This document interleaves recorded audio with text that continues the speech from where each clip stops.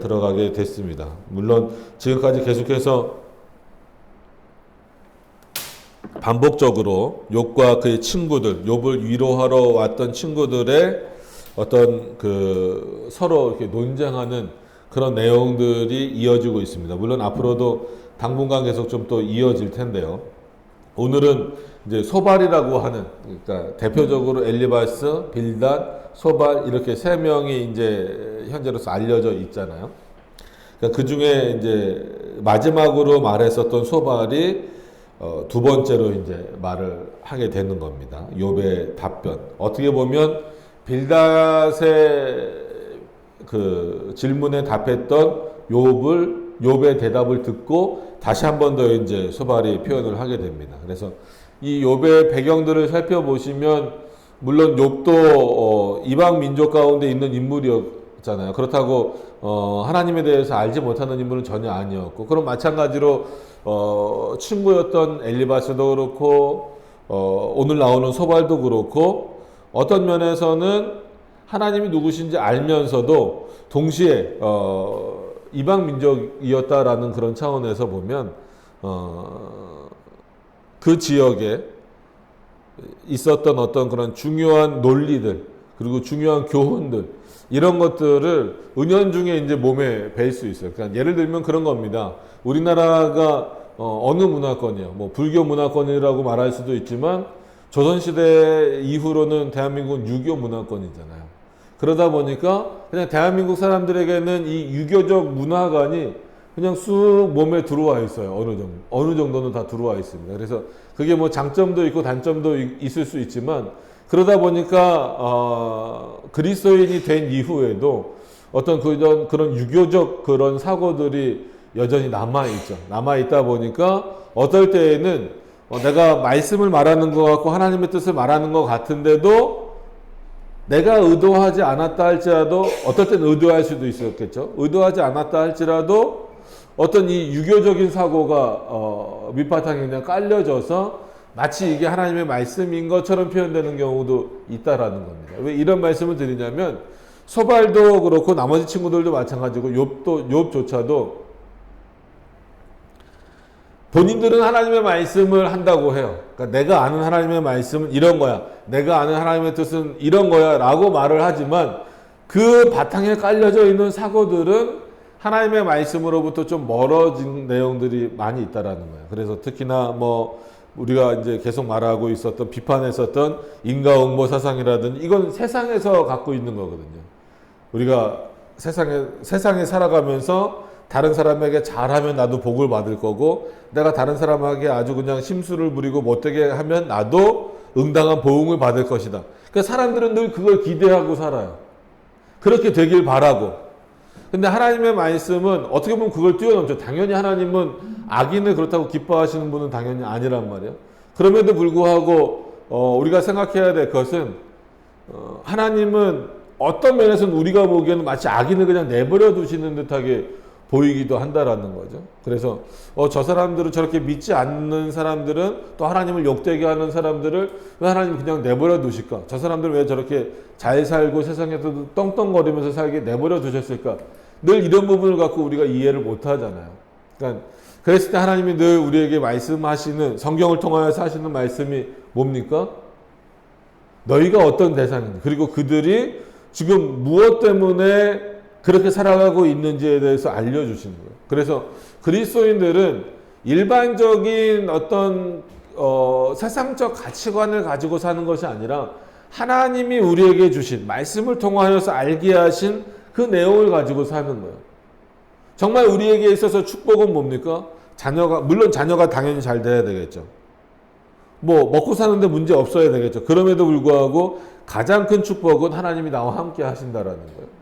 하나님이 나를 창조하셨고 또 지금도 역사하시고 인도하신다라는 거예요. 이건 세상 사람들이 알지 못해요. 세상 사람들이 말하는 복이라는 개념 그리고 거꾸로 말해서 악인들을 보응하신다라는 개념 이거랑은 전혀 다른 거예요. 그 사람들이 즉 세상에서 악하게 사는 사람들이 잘되고 못되고의 문제를 떠나서 하나님은 언제나 자신의 백성을 지키시는 거예요. 그래서 궁극적으로는 우리가 하나님의 나라의 백성이다라고 한 것은 이 땅에서 잘났고 못났고 이런 것들을 다 떠나서 하나님이 우리를 택하여 주시고 그 택하신 자들을 끊임없이 사랑으로 인도해 주시기 때문에 그렇다라는. 그래서 그 하나님의 사랑 안에 있는 자들은 다른 사람이 어떻게 되든지 그렇게 신경 쓸 이유가 없다라는 거예요. 그래서 우리가 시편에서도 특히나 시편 이제 뭐 70편 고 언저리에서 다윗도 그렇게 표현해요. 이제 솔로몬에게 쫓기기도 하고 막 힘든 삶을 보냈잖아요. 그러다가 보니까 다윗도 그렇게 하나님께 표현을 합니다. 하나님 왜 이렇게 오히려 하나님을 잘 섬기는 자들을 힘들게 하십니까? 정말 저 악인들은 저렇게 잘 살게 내버려 두시면서 왜 우리들은 이렇게 하십니까? 라고 했을 때 하나님이 그래 너 말대로 내가 악인들은 심판해 줄게. 너네는 잘 살게 해줄게. 이렇게 말씀하시지 않았어요. 오히려 약간 책망하시듯이 말했어요. 그들이 잘 살고 그들이 잘 되는 게 부럽냐? 그들의 끝이 어떻게 될 건지를 너가 분명히 알고 있다라고 한다면 그들이 지금 이 땅에서 잠시 살 동안에 잘 되고 부귀영화를 누리는 것이 너가 왜 그걸 부러워하느냐? 그들은 피할 곳이 없는 자들이라는 거예요. 이거 다윗에게 하신 말씀이잖아요. 하나님이 뭐라고 하시는 거예요? 그럼 너는 왜 그들보다 더 이렇게 내 사랑을 받고 있는 자냐면 너는 피할 곳이 있는 자라는 거예요. 누구에게 피할 수 있습니까? 하나님께 피할 수 있는 거예요. 여러분 그리스도인은요 죽게 피하는 자예요. 하나님께 피하는 자. 세상으로 아무리 피해봤자 그건 일시적일 수밖에 없습니다. 자, 오늘 본문으로 돌아오셔서 그런 어떤 사고들이 좀 깔려 있어요. 소발도 마찬가지입니다. 그래서 소발도 빌닷과 비슷하게 악인은 심판을 받아야 된다. 이거는 어떻게 보면은 하나님의 말씀과 비슷하죠. 근데 중요한 것은 뭐냐면 회개의 길을 전혀 열어놓지를 않아요. 그러니까 이 당시에 그냥 있었던 사고들, 인과응보적인 사고들에만 머물러 있기 때문에 하나님이 우리에게 주신 그 그리스도인들에게 주신 어떤 독특한 사랑의 방식이 뭡니까? 그게 회개예요, 회개. 잘못하고 돌아오라는 거예요. 회개하고 돌아오라는 거예요. 근데 그 회개의 길을 열어놓지 않으면 우리는 다 죽을 자들입니다. 그죠? 어떻게 우리 스스로가 구원에 들어갈 수 있습니까? 그리스도를 통해서, 우리가 그리스도를 통해서 구원받았다라고 말하는 것도 단순히 그리스도가 그냥 십자가에서 죽으셨기 때문이 아니라 십자가에서 우리 대신 죽으신 거잖아요. 우리 대신 용서를 받으신 거잖아요. 그러니까 그런 근거가 있는 거예요. 근데 아예 그 회개의 기회조차 제공하지 않는다라고 한다면 어떻게 보면 그냥 욥이 미워서 그랬을 수도 있겠지만 그 당시에 이렇게 이 지역에 깔려져 있는 사고들을 소발 역시 그대로 수용하고 있기 때문이다라고 하는 겁니다. 자, 그런 사고를 좀 가지면서 좀 보시면 좋겠습니다.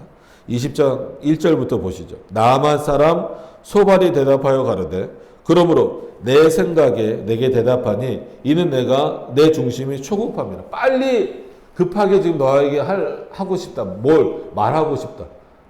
그러니까 중간에 욥의 너의 말을 끊어서라도 내가 지금 하고 싶은 말을 하고 싶다 이거죠. 3절에 내가 나를 부끄럽게 하는 책망을 들었으므로, 그죠? 소발만이 아니고 어떻게 보면 19장 18장도 마찬가지지만 19장의 내용은 뭐예요? 그 엘리바스나 빌닷이나 소발을 굉장히 부끄럽게 하는 거잖아. 너가 하나님의 뜻을 아느냐? 정말 하나님이 어떤 분이신지 아느냐? 내가 이렇게 고난받는 게 무슨 이유인지 아느냐? 하면서 뭐 하나님께 원인을 돌리기도 하지만 친구들을 굉장히 책망하는 모습들이 보이잖아요. 그러니까 그런 걸 이제 소발도 느낀 겁니다. 느끼다 보니까 3절에 내가 나를 부끄럽게 하는 책망을 들었으므로 나의 슬기로운 마음이 내게 대답하는 거예요. 그러니까 본인 스스로가 슬기롭대요. 그러니까 이제부터가 아니죠. 이미 이전부터 뭐라 그럴까요? 이 감정 싸움이 돼버리는 거예요. 계속 말씀드리지만 신앙의 문제를 논하는 데 있어서 그 논쟁이 하나님의 말씀이 없어지는 순간부터는 자기 주장만 앞서게 되는 거예요. 그죠? 오늘도 소발이 화가 난 거는 너가 나를 책망해? 지금 이 부분에서 화가 나는 거야. 왜? 나는 너보다 슬기로운 자야. 거기 지금 여기 하나님이 중심이 안 되잖아요. 아, 하나님의 말씀을 들어보니까 이렇다. 저 사람이 하는 말을 들어보니까 하나님의 말씀으로부터 내가 멀리 떨어져 있구나. 뭐 이런 것 때문에 지금 기분이 나쁘거나 뭐 서로 이렇게 논쟁을 하거나 이게 아니라 그냥 감정 싸움이 돼버리기 시작하는 거예요. 그러다 보니까 자기가 아는 지식을 가지고 서로 비난하고 비판할 줄만 알았지 서로를 감싸주고 또 서로를 포용하려고 하고 이런 모습들은 점점 없어져 가는 거예요. 그래서 슬기로운 마음이 내게 대답한다라는 거예요. 자기가 너보다는 슬기롭다 이거죠. 누구? 욥보다는 슬기롭다 이겁니다. 4절에 내가 알지 못하느냐 예로부터. 그러니까 이 예로부터가 하나님의 말씀인 예로부터가 아닌 거예요. 그러니까 마치 우리 조상들이 이렇게 얘기했었다 그런 거죠. 예로부터 사람이 이 세상에 있어 오므로 악인의 이기는 자랑도 잠시요. 그죠? 인생 자체가 짧잖아요. 그죠? 구약시대에 뭐 아무리 오래 살았다라고 하지만, 아무리 오래 살아도 결국 죽음이라는 건 다가오게 되잖아요. 지금 요즘에 100세 시대라고 하지만, 어떻게 보면 시간이 참 금방 가죠. 그죠? 아마 다들 그러실 거예요. 저희 애도 벌써 자기 10살이래요. 벌써 10년 가는 거는 뭐 아무것도 아닌 것처럼 가잖아요. 그만큼 세상이 빠르단 말이에요. 그 악인의 이기는 자랑도 잠시요. 그 다음에 넘어가서 보시면 사곡한 자, 사곡한 자도 뭐 거의 악인이라고 봐도 되죠. 사곡한 자의 즐거움도 잠깐이라. 그러니까 왜 그러냐면 이 악인들은 다 하나님으로부터 뭘 받을 것이니까, 심판을 받을 것이니까. 그러니까 한편으로는 맞아요. 그죠? 결국은 예수님이 나중에 재림하셔서 어떻게 하실 겁니까? 세상을 심판하실 거잖아요. 그랬을 때 누구를 심판하시겠어요? 악인들이죠. 즉 하나님을 믿지 않는 그런 자들을 심판하실 거잖아요. 그런 차원에서 보면 우리는 이 세상이 굉장히 긴 것처럼 보이지만 인생 자체도 그렇게 길지 않고 우리가 그러니까 인간의 인내력이 참 짧다라고 하는 것은 어떻게 보면 긴 시간일 수는 있지만 예수님이 이제 죽으시고 승천하신 이후가 2000년 정도 좀 지났잖아요. 그러니까 사람들이 벌써 뭐라고 말해? 예수님은 이제 안 오셔. 1000년이 하루 같고 하루가 1000년 같다라는 그런 말씀은 잊어버리는 거예요. 우리의 기준으로만 그냥 말하니까 기다리지를 못하는 거예요. 6절에 그 높이가 하늘에 닿고 그 머리가 구름에 미칠지라도. 그렇죠? 인간이 뭔가를 많이 얻기 시작하면 그때부터 엄청 교만해집니다. 이거는 세상 사람들도 마찬가지예요. 세상에서 많은 권력과 재물을 얻으면 높아지잖아요. 교회 안에서도 마찬가지입니다. 그죠? 목회자들도 마찬가지고 성도들도 마찬가지고 뭔가 교회 안에서 직분이 높아지면 높아질수록 내가 마치 큰 자가 된 것처럼 하잖아요. 목사님들 세계에서도 뭐 큰 교회 하고 또 뭐 돈이 좀 있고 이런 목사님들은 뭔가 자기가 된 것처럼 이거 막 높아지려고 해요. 그래서 얼마 전에 각 교단, 장로교단들 총회가 끝났다고 했잖아요. 저도 우리 대신교단 총회에 참석했었지만 문제가 됐었던 부분들이 뭐냐면 그래도 우리 대신교단을 대표하는 총회장 목사님이고 부총회장 목사님인데 그러니까 생각해 보세요, 여러분. 우리 대신교단을 대표하는 목사가 되려면 총회장, 부총회장, 뭐 총무, 서기 뭐 이렇게 막 뽑잖아요. 임원들을 뽑잖아요. 그러면 우리 대신교단을 대표할 수 있는 목사님들을 뽑는 건데 뭐가 대표가 되어야 될까요? 어떤 게 대표가 되어야 될까요? 어떤 내용이? 저는 개인적으로 이분들이 얼마나 우리 장로교 신학에 충실한지 하나님의 말씀 위에서 굳건히 서셔서 흔들리지 않고 목회를 하고 있는지 정말 바른 진리를 전하고 있는지 그래야 그런 분들이 어떤 교단의 대표자들 뭐 총회장이나 부총회장이나 이런 분들이 돼야 그래야 대신교단 밖에서 보기에도 대신교단은 저런 신학을 갖고 있구나, 저런 분들이 교단을 대표하고 있구나, 이런 내용들이 되잖아요. 근데 우리 대신교단뿐만이 아니고 합동도 그렇고 합신도 그렇고 그렇게 뽑는 경우는 잘 못 봤어요. 일단 예를 들어서 총회장 정도 되려면 그래도 교회 크기가 어느 정도 돼야지. 우리 대신교단은 뭐 이렇게 큰 교단이 아니니까 요번에도 그래서 이제 부총회장 목사님이 교회 크기가 상가에 있고 교회 크기가 한 4, 50명 정도밖에 안 모여요. 그러니까 투표했는데 떨어질 뻔했어요. 이유가 이분이 신학적으로 어떻다, 인품이 어떻다, 이게 아니라 상가에 30명, 40명 모이는 목사가 무슨 대신교단을 대표할 거냐. 이거를 합격이 아니죠. 선출을 할 거냐 말 거냐.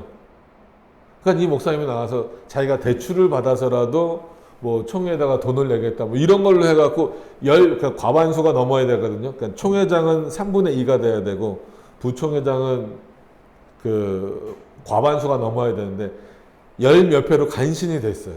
그러니까 보통 부총회장이 내년에 총회장이 되는데 내년에 어떻게 될지 참 대신교단 앞날이 걱정스럽습니다. 근데 우리 교단만 그런 게 아니고 뭐 장자교단이라고 하는 저 합동도 마찬가지예요. 여러분 합동에서 총회장 되려면 1년에 2억에서 3억 내야 됩니다. 총회. 마치 그 교직권을 중세시대에 사는 것처럼 그런 게 있어요. 그리고 우리 대신교단 총회장 된 분도 뭐 교회가 규모가 작지 않아요. 작지 않은데 다른 목사님들, 다른 교단 총회장 목사님들하고 꿀리지 않으려고 요번에 총회장 돼갖고 차를 바꾸셨어요.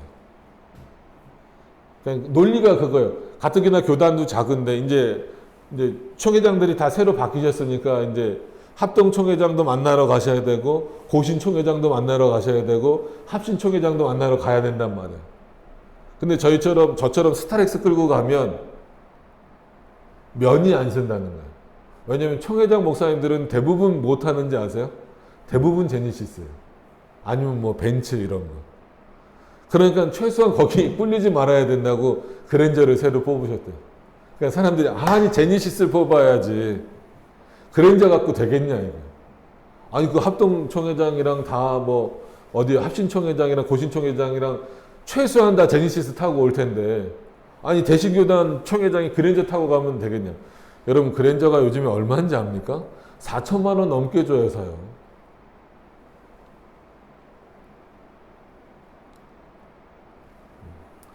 교단 얘기를 이렇게 하면은 저도 교단 목사라 얼굴에 침 뱉기처럼 보이지만 이런 모습들을 보면서 끊임없이 인간은 하나님이 뭔가를 주시면 그거를 그냥 축복이라고 여기고 감사히 여기고 더 겸손해져야 되는데 그러질 못하는 거예요.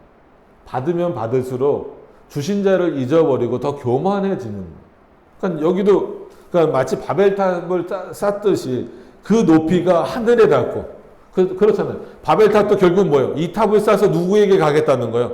하나님께 가보자는 거잖아요. 인간의 얼마나 큰 교만입니다. 머리가 구름에 미칠지라도 지금은 비행기를 타고 올라가지 않으면 구름에 닿질 않잖아요. 근데 이게 얼마나 이런 표현을 썼다라는 것은 물론 당연히 비유적인 표현이지만 얼마나 인간이 교만해진다라는 거예요. 근데 참 표현이 너무 원색적이지만 실제로 보세요. 자기의 똥처럼 영원히 망할 것이라. 그죠? 뭐 똥이라고 나왔으니까 그냥 말씀드릴게요. 똥은 뭡니까? 배설물이잖아요. 영양분을 몸에서 다 흡수하고 완전 필요 없는 것. 이거를 빼내지 않으면 그 몸에서 오히려 독소가 돼서 몸을 망가뜨리는 내용이잖아요. 그러니까 너가 자랑할 것은 오히려 똥 같은 것밖에 없다. 똥처럼 영원히 망할 것이다. 그를 본 자가 이르기를 그가 어디 있느냐. 그 정도로 너희들은 소멸될 것이다. 누구는? 악인들은. 그래서 한편으로는 소발의 이 표현이 맞아요, 틀려요? 맞죠. 그래서 우리가 생각해 봐야 됩니다. 그죠? 맞다. 참 우리가 하나님 앞에 어떤 자로 살아가고 있는가, 겸손한 자로 살아가고 있는가, 정말 악한 자의 모습으로, 교만한 자의 모습으로 살아가고 있는가는 늘 우리가 좀 살펴야 될 필요성이 있습니다. 그럼에도 불구하고 하나님은 어떻게 보면 아담 때부터 무슨 길을 열어주셨어요? 회개의 길을 열어주셨잖아요. 아담이 분명히 잘못했죠. 하나님의 명령을 어겼잖아요. 그럼에도 불구하고 그를 바로 죽이시지 않은 것은 당연히 그를 사랑하시기 때문이기도 하고, 그 사랑의 표현으로서 뭐가 나오는 거예요? 자신의 잘못을 회개할 수 있는 길을 열어주시는 거예요. 여러분, 부모가 자녀를 정말 사랑한다면 매를 들 수도 있어요. 혼을 낼 수도 있어요. 근데 매를 들고 혼을 내는 이유의 궁극적인 목적은 뭡니까? 이 아이가 잘못을 깨닫고 그 잘못에서 빠져나와서 올바른 길로 가기를 원하는 거예요. 하나님도 우리를 향하여서 매를 드실 때도 있어요. 혼을 내실 때도 있어요. 그 우리가 지은 죄 때문에 징계를 내리실 때도 있어요. 그럼에도 불구하고 그 하나님은 늘 우리에게 어떤 길을 제시하시는 거예요? 회개하고 돌아올 길을 제시하시는 거예요. 그런 차원에서 소발의 문제점은 뭐냐면, 악인은 무조건 회개의 길도 없이 무조건 심판받을 것이다. 이 논리를 가지고 욥의 상황에 적용을 하니까 욥 너도 악인이다 이렇게 가버리는 거예요. 너가 이런 형벌을 당한 걸 보니까, 이런 고난을 당한 걸 보니까 너도 악인이다. 그러니까 너도 회개할 기회조차 주어지지 않을 거야. 너도 이렇게 형벌을 받을 거야. 그리고 넌 이미 형벌을 받고 있는 게 증거야. 이런 논리로 가버리는 거예요.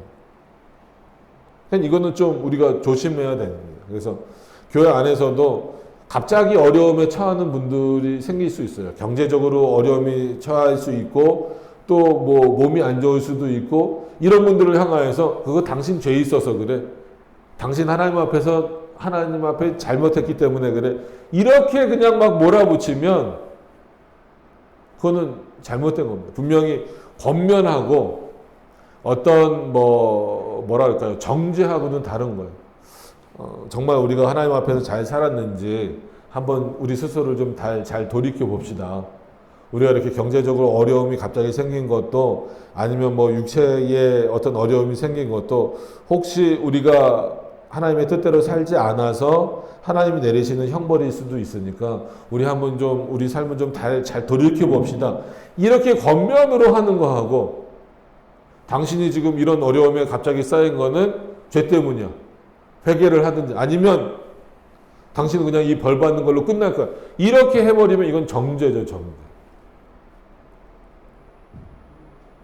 그래서 그런 표현을 우리는 굉장히 조심해야 돼요. 그래서 가끔 이제 성도님들 중에도 그렇고, 목사님들 중에도 그렇고, 저 이제 예전에 이제 기독교 방송 보거나 이렇게 볼 때 그랬는데, 어떤 목사님은 그래요.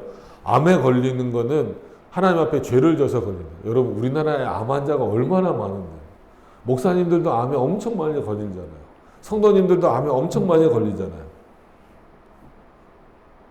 그 목사님은 뭔 자신감이 있는지 모르겠어요. 나중에 본인이 암에 걸리면 뭐라고 대답할지 모르겠어요.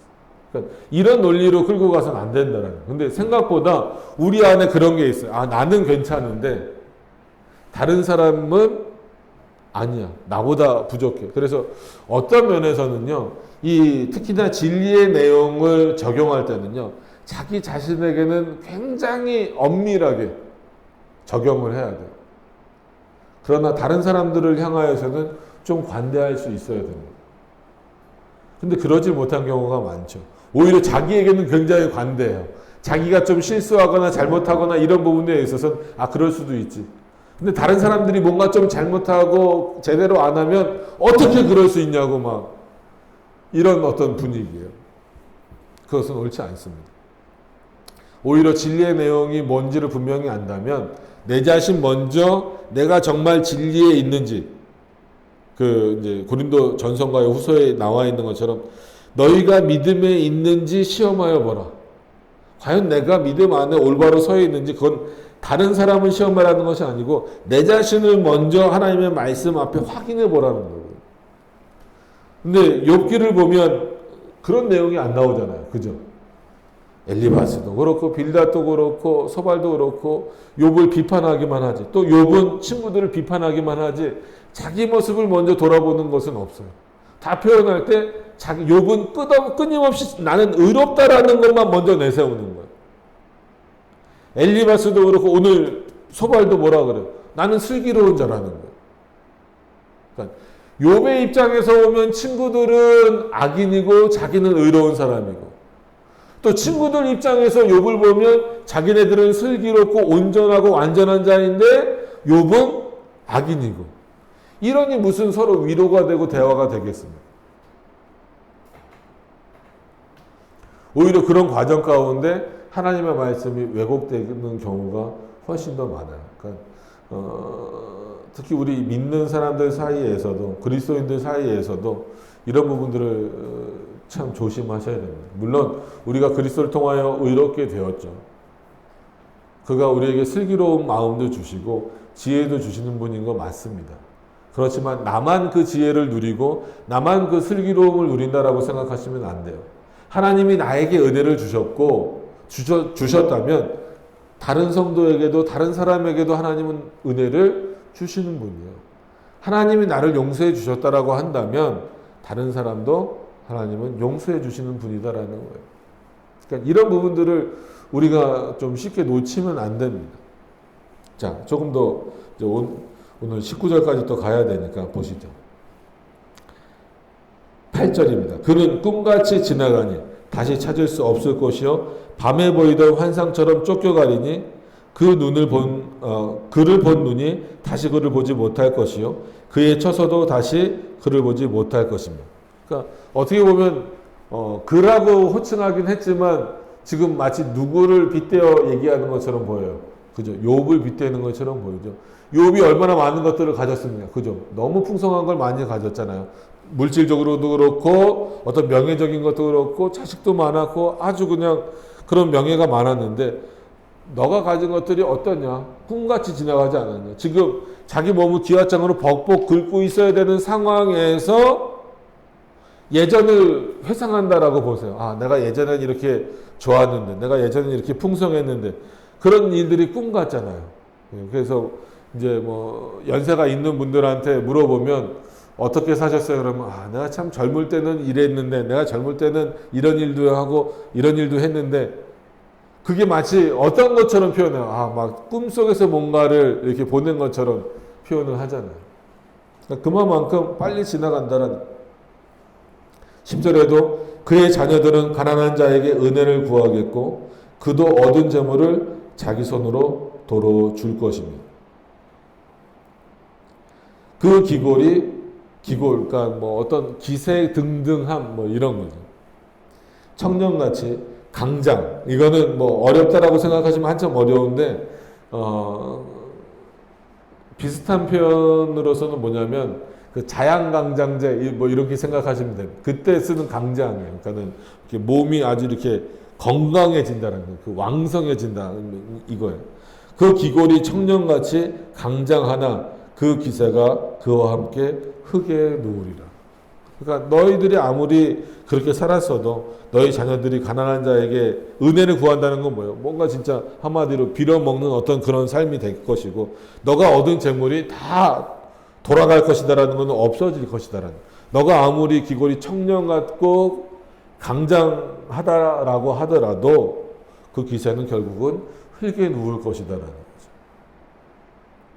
거죠. 저 같은 목사들은 결혼식도 많이 가지만 장례식도 많이 간다라고 했잖아요. 그러면 뭐 장례 예배를 인도하는 것도 하지만 아주 예전에는 염하러 들어가기도 했었어요. 그래서 저도 뭐 제가 전도사 할 때도 이미 염을 하진 않았었는데 그때는 이제 상황에 따라서 이제 목사님들이 염을 하는 경우가 있었어요. 그래서 들어가 보면 당연히 이제 시신이죠. 보면 이분이 얼마나 어떤 삶을 살았는지 뭐 알 때도 있고 모를 때도 있지만 그런 것들을 보면서 결국은 어떤 삶을 살았든지 이렇게 생명 없는 모습으로 이렇게 누워 있구나. 그래서 이렇게 운구라 그러죠. 이렇게 운구 같은 거 해보면 어떤 분들은 굉장히 가볍기도 하고 뭐 무겁기도 하는데 결국은 이 안에 그냥 들어가 있는 모습이 되는구나. 그러면서 생각해 보는 게 그거 인생이 과연 뭘까? 나름 이 세상에서 뭔가를 한다라고 하면서 살았을 것이고 또 어떤 지위에서는 뭔가를 이렇게 막 외치면서 떵떵거리면서 여러 사람을 부리면서 살았을 것일 거고 그렇게 살았을 텐데 결국은 마지막에는 어떤 삶, 진짜 거지처럼 살았든지 아니면 부유하게 살았든지 아니면 낮은 지위에서 살았든지 높은 지위에서 살았든지 다 똑같이 그냥 그 흙에 눕는다는 거예요. 그 관에 눕는 모습은 똑같아요. 어느 누구나 다 똑같아요. 아무리 유명한 사람, 아무리 돈이 많은 사람, 아무리 뭐 권력이 많았던 사람도 그 눕는 자리가 화려할 수는 있겠지만 결국은 흙에 눕는 거는 똑같다라는 거예요. 그냥 그런 것들을 보면서 인생이 뭘까? 산다라는 게 뭘까? 결국은 우리 인생에 있어서 하나님이 계시지 않는다라면 과연 무슨 의미가 있을까라는 생각을 많이 가져요. 그래서 오히려 믿지 않는 사람들은 그런 불안함을 많이 가질 거예요. 두려움, 죽음에 대한 두려움, 불안함 이런 것들이 엄습하다 보니까 더 세상에서 뭔가를 더 가지려고 하고 얻으려고 하고 그것으로 위안을 삼으려고 한다라는 거죠. 근데 최소한 그리스도인들은 물론 죽음이 안 두려울 수는 없습니다. 하나님이 우리를 구원하셨다라는 것을 믿고 하나님이 우리의 인도자라고 하는 것을 알고 있음에도 불구하고 죽음이 두렵지 않은 사람은 없어요. 그럼에도 불구하고 죽음 앞에서 조금은 태연해질 수 있는 것은 내가 갈 곳은 어디다? 하나님 품이다라는 거예요. 하나님의 나라다라는 거예요. 그런 믿음과 확신이 오히려 이 땅에서도 우리를 조금 더 여유롭게 만들고 풍족하게 만들어주는 거예요. 세상에 어떤 것들이 없다 할지라도 상대적 비교를 하지 않더라도 그래서 아까 말씀드린 것처럼 그래서 제가 물어봤어요. 그럼 그 요번에 총회장 되신 분이 먼저 차가 뭐였냐? 그러니까 당연히 대부분 목사님들이 타고 다니는 차가 뭐예요? 스타렉스였대요. 근데 그 총회장이 됐는데 어떻게 스타렉스를 타고 다니냐 해서 그랜저를 뽑았다 이거예요. 근데 뭐 그랜저를 타고 다니든 스타렉스를 타고 다니든 하나님과 함께 한다라는 부분에 있어서는 그게 큰 문제가 되지는 않는다라는 거죠.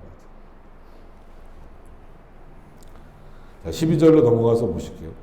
그는 비록 악을 달게 여겨 혀 밑에 감추며 어떻게 보면 소말 자신도 포함을 해야죠. 모든 인간이 그렇습니다. 우리도 저도 그렇고 여러분도 그렇고 당연히 그리스도를 통해서 구원받았고 그가 우리를 의롭게 여겨주시고 지금 성화의 길을 걸어가고 있는 과정이지만 여전히 우리 안에는 마치 뭐가 감춰져 있어요?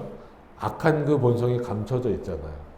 그래서 뭐 몸에 쓴 약은 몸에 좋은 약은 입에 쓰다 이런 것처럼 반대로 몸에 안 좋은 것은 입에 달달하잖아요. 악도 마찬가지인 것 같아요. 선을 행하는 것보다 악을 행하는 게 우리에게 조금 더 익숙합니다. 그러니까 악이라고 해서 뭐 막 남을 때리고 죽이고 이런 것들만 생각하시지 말고 자기를 기준으로 자기가 원하는 것, 자기가 좋아하는 것을 하는 것 자체도 어떻게 보면 다른 사람을 배려하지 못하는 것도 넓은 의미에서는 다 이런 악에 들어가는 거잖아요. 그래서 우리가 타락을 말할 때도, 그러니까 아담과 하와가 타락했을 때를 말할 때도 그런 정의를 내리잖아요. 이건 수도 없이 반복했던 것처럼 뭐라고요? 하나님을 향해서 서 있다가 누구에게로 등을 돌렸다? 자기 자신에게로 등을 돌렸다. 이게 죄의 근원적인 모습입니다. 우리는 하나님이 우리를 창조하셨을 때는 그 창조 목적은 뭐냐면 우리로 하여금 찬양받기 위해서요. 자신을 바라보라고 우리를 창조하신 거예요. 근데 과연 여러분들의 삶 속에서 하나님을 얼마나 바라보고 계십니까? 하나님께 등을 돌리고 내가 좋아하는 일을 나를 위해서 하는 일들을 훨씬 많이 하잖아요. 그리고 하나님 믿습니다라고 하면서도 내가 좋아하는 일을 해주시기만을 바라는 경우가 너무 많이 있잖아요. 그런 모습들을 보면 악을 달게 여긴다라는 이 모습이 어떤 면에서 또 소발의 표현이지만 맞는 것 같아요. 그래서 악을 달게 여겨 혀 밑에 감추는, 그죠? 하나님이 우리에게 이 말할 수 있는 혀를 주신 것은 이 말을 할 수 있는 이 고백으로서 뭘 고백하길 원하시는 거예요? 하나님을 고백하길 원하는 거예요. 올바른 신앙 고백을 하길 원하고 하나님을 찬양하길 원하는 거예요. 근데 야고보서에 나와 있는 것처럼 너희는 왜 혀를 가지고 마치 두 가지 일을 하는 거예요. 다른 사람을 죽이는 일과 하나님을 찬양하는 일을 동시에 하는 거예요. 그럼 하나님을 죽이는 입술을 가지고 있는 너희들의 찬양을 하나님이 받으시겠느냐? 그리스도가 받으시겠느냐? 여러분 그런 야고보서의 표현을요 깊이 한번 생각해 보셔야 돼요. 칼로 찔러 죽이지 않아도 혀로도 사람을 죽일 수 있다라고 하는 것은 어느 시대나 많이 드러나고 있잖아요. 그만큼 우리의 입술로도 온전히 하나님을 고백하지 못한다라고 한다면 결국은 악을 혀 밑에 감추고 있는 거랑 별반 다르지 않습니다. 아껴서 버리지 아니하고 입에 물고 있을지라도, 그죠? 악을 그렇게 입에 물고 있으면 그 식물이 창자 속에서 변하여 뱃속에서 독사의 쓸개가 되느니라. 악은 우리 몸에 좋은 게 아니니까. 결국 그거를 우리에게 오래 머물게 하면 할수록 우리 몸은 진짜 독사의 쓸개니까 쓸모없는 아주 더러워진 몸이 될 수밖에 없다라는 거죠. 그래서 이 세상에서 우리가 완전히 성화될 수는 당연히 없잖아요. 그렇기 때문에 오히려 더 누구의 은혜를 간구할 수밖에 없습니까? 그리스도의 은혜를 간구할 수밖에 없어요. 오늘도 내일도 우리는 여전히 죄인일 수밖에 없는데, 죄를 지을 수밖에 없는데 그 모든 죄를 용서해 주신, 그리고 그 모든 죄를 덮을 만큼의 은혜를 주시는 그리스도의 은혜를 간구할 수밖에 없는 거예요. 그래서 그리스도인들은 하루도 한 시간도 하나님을 생각하지 않으면 안 된다라고 계속해서 말씀드리는 거예요. 우리는 우리 스스로 의롭다라고 자랑할 수 없어요. 우리 스스로 슬기롭다라고 자랑할 수 없어요. 하나님이 우리를 의롭게 하시고 하나님이 우리의 마음 가운데 우리의 생각 가운데 의로움과 지혜를 주시지 않으면 우리는 여전히 악한 자들일 수밖에 없다라고 하는 거예요. 자, 15절에 그가 재물을 삼켰을지라도 다시 토할 것은 하나님이 그 배에서 도로 나오게 하심이니. 그냥 궁극적으로 이렇게 된다라는 게 이제 소발의 입장이죠. 너희들이 아무리 재물을 많이 갖더라도 하나님께서 그거 그냥 내버려 두시지 않는다라는 거예요. 그리고 솔직히 죽을 때 못 갖고 가잖아요. 그가 독사의 독을 팔며 뱀의 혀에 죽을 것이다. 결국은 너의 악 때문에 너가 망할 것이다라는 거예요. 근데 이런 부분은 조심해서 봐야 돼요. 그죠? 우리의 죄 때문에 우리가 멸망당하는 것은 당연한 겁니다. 근데 분명히 심판의 주권은 누가 갖고 계신 거예요? 하나님이 갖고 계신 거예요. 그러니까 이런 부분들을 놓치면 안 돼요. 그냥 세상의 논리를 확 가지고 나오면 안 됩니다. 물론 신명기나 이런데 이런 비슷한 표현들이 있어요. 너희 혀가 악독하다. 그 악독한 혀가 결국 하나님으로부터 심판받을 것이다. 근데 모세를 통하여 주어지는 그 신명기와 이 욥기의 내용이 비슷한 표현이라고 해서 바로 이제 똑같은 내용으로 연결할 수는 없습니다. 여기서 소발은 그가 독사의 독을 팔며 뱀의 혀에 죽을 것이라 이제 이런 표현인 거죠. 이런 표현으로서 이제 소발이 표현했다라고 하는 것은 그냥 심판의 내용만 남겨놨을 뿐이지 아까 말씀드린 대로 돌아올 수 있는 길을 완전히 배제시켰다라는 부분에 있어서는 조금 우리가 조심하면서 봐야 됩니다. 그러니까 이런 표현은 어떤 기대감들이 있는 거예요. 저 악한 사람들은 이 땅에서 바로 죽기 전에 뭔가 잘못되길 바라는 거예요. 그죠? 그러니까 그런 거예요. 악인이 오히려 아무 일도 당하지 않고 그냥 죽어버리면 사람들이 그것도 성에 차질 않아요.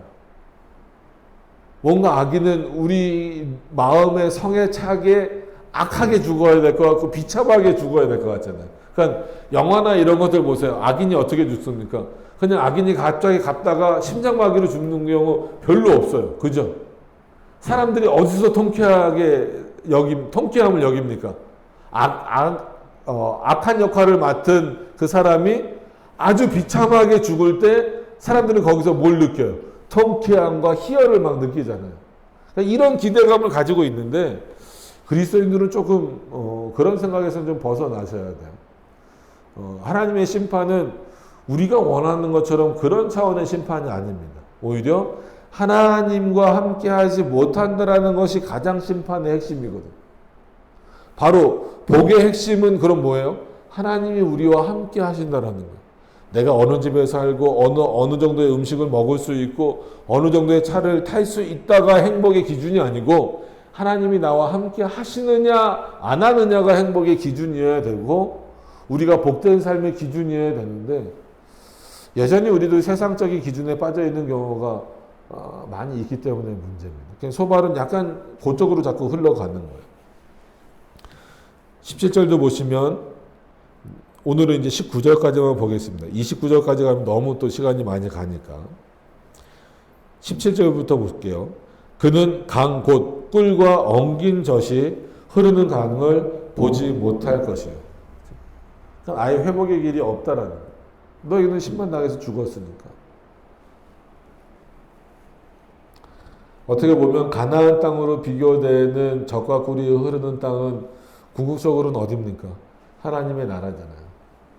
그러면은 거기서도 우리는 포커스가 젖과 꿀에 탁 꽂혀 있는 분들이 많아요. 아, 천국 가면은 뭐 금길이래, 황금길이래. 여기서 황금 싫어할 사람 누가 있어요? 여러분, 천국이 황금길이어서 좋아요? 천국에 젖과 꿀이 흐르기 때문에 좋은 곳입니까? 그거는 2차적이고 부가적인 문제잖아요. 천국이 좋은 이유는 뭐예요? 하나님이 계시기 때문에 그래요. 물론 여기도 계시지만 모든 악이 제거되고 하나님 앞에서 기쁘고 즐거움과 그 하나님을 경외하는 모습만 남기 때문에 천국인 겁니다. 아, 내가 천국에서는 늘 금길로 살겠구나. 그것 때문이 아니고 18절에도 수고하여 얻은 것을 도로 주고 삼키지 못할 것이며 수고하고 얻는 것은 당연한 건데 그것을 못 얻는 것은 당연히 엄청난 형벌이죠. 매매하며 얻은 재물로 즐거워하지 못하리니. 왜 그러냐라고 19절에 나오는 내용 보니까 그가 가난한 자를 학대하고 버리며 자기가 세우지 않은 집을 빼앗음이니라. 너가 그렇게 악한 짓을 했기 때문에. 그러니까 소발은 아예 그냥 딱 단정을 지어버리는 거죠. 비유적인 표현일 수도 있지만 소발은 그걸 지적을 하는 거예요. 너가 너의 재산을 불리기 위해서 어느 모양으로든지 간에 가난한 자들을 학대하고 버렸다. 그들의 것을 다 빼앗아 버렸다. 그러니까 왜냐하면 예를 들어서 땅을 요만큼 얻잖아요. 그러면은 돈이 많거나 뭐 하면 땅을 점점 넓혀가려고 하잖아요. 그럼 이 땅을 넓혀가려고 할 때에 물론 지금은 이제 정상적인 어떤 그런 매매나 뭐 이런 것들로 하겠죠. 그런데 예전에는 막 힘이나 이런 걸로 막 눌러서 뺏어오는 경우가 많잖아요. 그러니까 소발도 그런 거예요. 너가 겉모양으로는 아닌 것처럼 말하고 의인인 것처럼 말하지만 결국 너가 그렇게 많은 재물을 얻었을 때에는 분명히 이런 일들이 있었을 것이다. 그러니까 그것을 다시 하나님이 뺏어간다라고 해서 너가 원망하지 말아라. 너는 지금 어떻게 보면 그러니까 소발의 결론은 뭐예요? 너가 지금 하나님께 형벌, 즉 욥이 하나님께 형벌을 받고 있는 것은 정당한 거다 이거는. 우리가 19장의 내용을 계속해서 생각을 하시라 그랬잖아요. 19장에 욥이 스스로를 변증할 때는 내가 받는 이 형벌은 정당하다라는 거예요, 정당하지 않다라는 거예요. 정당하지 않다라는 거잖아요. 근데 그 얘기를 들은 소발은 20장에서 아니다. 너가 받고 있는 지금 형벌은 어떻다라는 거예요? 정당하다라는 거예요. 지금 이거를 뭐가 맞냐, 누가 맞냐라고 얘기하려고 이 본문을 보는 건 아닙니다. 우리가 이런 논쟁에서 결국은 욥도 그렇고 소발도 그렇고 하나님을 분명히 올바로 인식하지 못하고 자기의 주장을 펼쳐나가고 있기 때문에 물론 어느 정도는 맞는 표현을 쓰고 있다 할지라도 그 본질적인 모습에 있어서는 하나님의 뜻보다도 자신의 뜻에 따라서 자신의 경험과 자신이 갖고 있는 논리적 사고에 따라서 욥이 이렇게 됐으면 좋겠다. 그리고 욥이 이렇게 된 것을 마땅하고 당연한 것이다라는 어떤 그런 결론을 지어버렸어요. 그러니까 이런 부분들은 우리에게 있어서도 상당히 좀 경계하고 조심해야 될 그런 부분입니다. 다른 사람을 판단하는 데 있어서 여러분들의 기준으로, 여러분들의 경험으로 함부로 판단하시면 안 됩니다. 오히려 하나님의 말씀으로 그들을 판단할 때는 조금 한 발 물러서서 하나님의 뜻이 무엇일까? 하나님이 왜 저에게 저런 어려움들을 내리셨을까? 한 번 더 하나님의 뜻을 간구하고 찾고 확인하고 그리고 먼저 누구를 돌아보라고요? 내 자신을 돌아볼 수 있는 모습들이 있어야 합니다. 그럼 나는 과연 하나님 앞에 이런 악한 모습은 없었는가? 정말 악을 달게 여기는 모습은 없었는가? 내 혀 밑에 하나님의 말씀의 고백이 아닌 악독한 그런 어떤 사고들이 내 혀 밑에 있지는 않았는가? 오히려 이런 모습을 돌이켜보는 게 정당한 건데 그러지 않고 다른 사람을 정죄하는데 하나님의 말씀을 사용하고 또 내 마음을 사용하는 것은 하나님이 기뻐하시지 않는다라고 하는 겁니다. 그래서 이 땅에서 그리스도인으로 살 때는 하나님의 뜻이 무엇인지 알면 알수록 어떻게 될 수밖에 없습니까? 더 겸손해질 수밖에 없고 더 신중해질 수밖에 없다라고 하는 거예요. 그래서 너무 보여지는 것에 이렇게 휘둘리지 않으셨으면 좋겠어요. 그래서 또 말씀드리지만 총회 갔다 와서 한편으로는 마음이 좀 씁쓸합니다. 그래서 참 한국의 어느 교단을 가든 정말 하나님의 말씀이 살아 있으면 좋은데 서로 총회장이 되려고 하고 높아지려고 하는 것도 그렇지만 각 교단을 대표하는 그런 분들이 얼마나 하나님 앞에 신실한가 그리스도의 말씀을 잘 전하는가에 대한 관심보다도 교회 크기가 어느 정도 돼야 되는가 뭐 차는 뭐를 타야 되는가 이게 기준이 되다 보니까 좀 안타까워요. 그래서 뭐 합동 같은 경우는요 총회장이 되려면 여태까지 통계를 봐도 그렇고 예전 초창기 말고는요 교인이 1,500교인 밑으로 내려오는 교회는 아예 2%도 안 됩니다.